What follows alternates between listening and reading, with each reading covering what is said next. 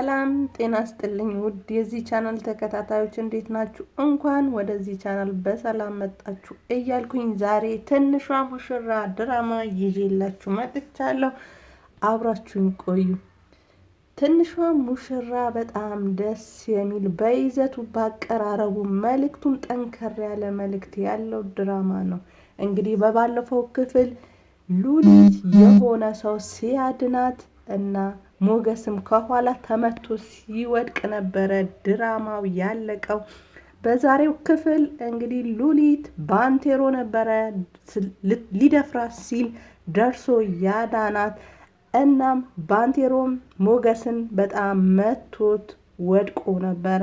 ምክንያቱም ባይመታው መልሶ ሊመታው ሊያጠቃው ስለሚችል ሟች ነበረ ማለት ነው። እንግዲህ ሉሊትም ይዟት ወጥቶ መንገድ ላይ በጣም ተዳክማበት ነበረ። ምክንያቱም ለቀናት ሳትበላና ሳትጠጣ ቆይታ ስለነበረ ራሷ ስታ እናም ደግሞ እሱም ፖሊሶች እያሳደዱ ስለነበረ መፍትሄ እስከሚፈልግ ድረስ መንገድ ላይ እንግዲህ ቁጭ ብሎ ሀሳቦቹን አውጥቶ አውርዶ ሮዛም ደውላለት ሉሊትን እንዲያጠፋት እናም ገንዘብ እንደምትከፍለው ስጋቷም ሉሊት እንደሆነች የዴቭን ሀብት ይዛ ያለውን ነገር ሁላ ሰብስባ ወደ ባንቴሮ እንደምትሄድ ነግራው ነበረ። ባንቴሮም እንግዲህ ገንዘብ እንድትሰጠው ጠይቋት ያላትን ገንዘብ በሙሉ ልካለት እንግዲህ እሱ መጀመሪያ ከዚህ በኋላ ጠላትሽ እኔ ነኝ፣ ከዚህ በፊት ዳዊት አስገድዶሽ ተገደሽ ያገባሽ ይመስለኝ ነበረ፣ ግን ተገደሽ አይደለም ያገባሹ ያንቺ ፍላጎት ልክና ወሰን ስለሌለው ነው። ፍላጎትሽ ለማሟላት ነው እንጂ ማንም ያስገደደሽ የለም። እና እኔም ብሆን አልፈልግሽም፣ ዳዊትም ቢሆን ማንነትሽ አውቆ አውጥቶ ይጥልሻል እና ያኔ ማንም አያድንሽም።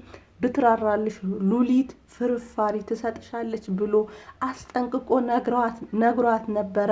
እሷ ግን እሱ ልትረዳ አልቻለችም። አጋጣሚውን ስታገኝ እንግዲህ ሉሊትን አጥፋልኝ፣ ግደልልኝ ብለዋለች ማለት ነው።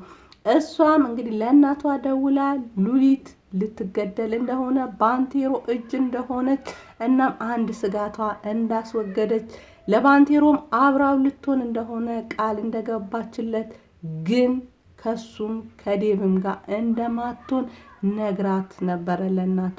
እንግዲህ ሉሊትም ይዟት ሲመጣ በጣም ተደናግጣ ታሎኛል፣ ሸውዶኛል ብላ እንግዲህ በፍልጥ መታችሁ ማለት ነው።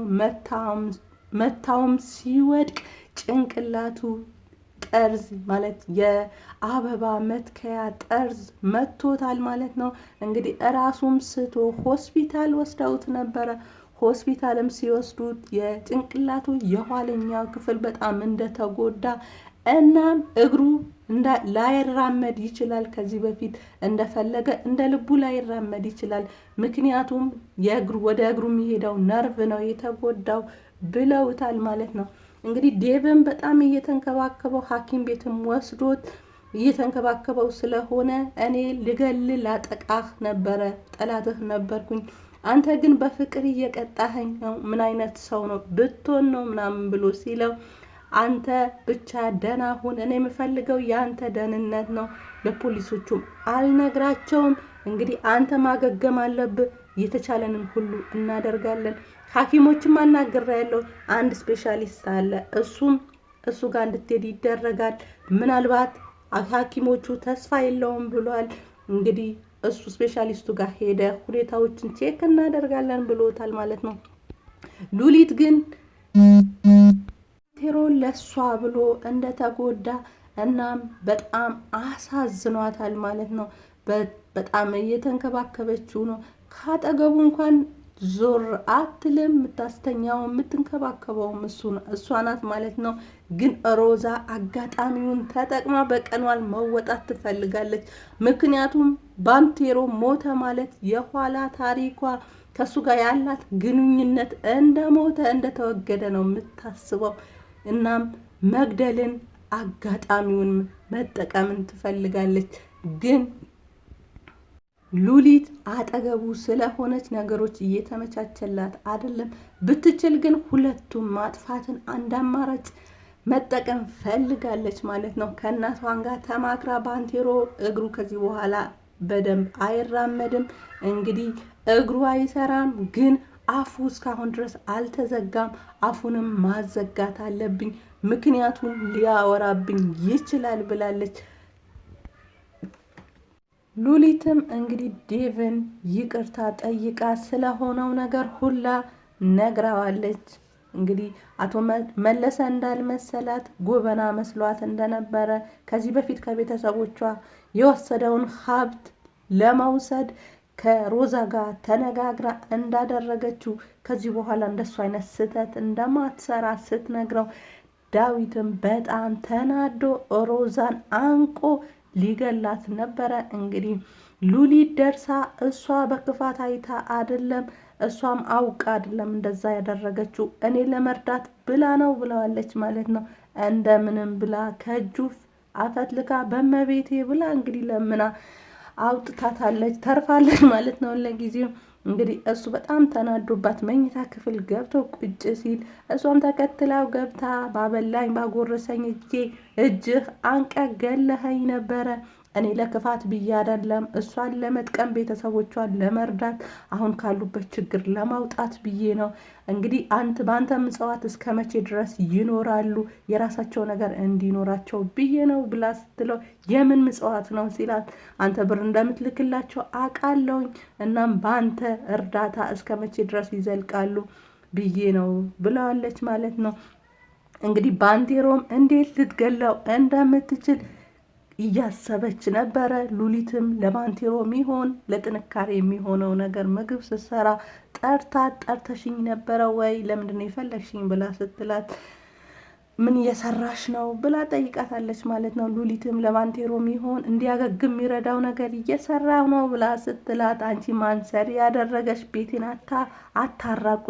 አታራቆቺብኝ ማንስሪ ያለሽ ማናዞች ነው ምሰሪው ብላታለች። እንግዲህ ሉሊትም እንደፈለግሽ እኔ ላይ እጅሽ ምታነሽብኝ ሰው አይደለሁም፣ ከዚህ በኋላ ዝም ብዬ አላይሽም ብላ ስትላት እንግዲህ ተዛለቅና አርፈሽ ብትኖሪ ስራትሽን ብትይዢ ይሻልሻል፣ ካልሆነ ግን አሳልፌ ላቶ መለሰ እሰጥሻለሁ፣ ከሞገስን እንደማቀው እንደምደዋወል ታውቂያለሽ ብላታለች ማለት ነው።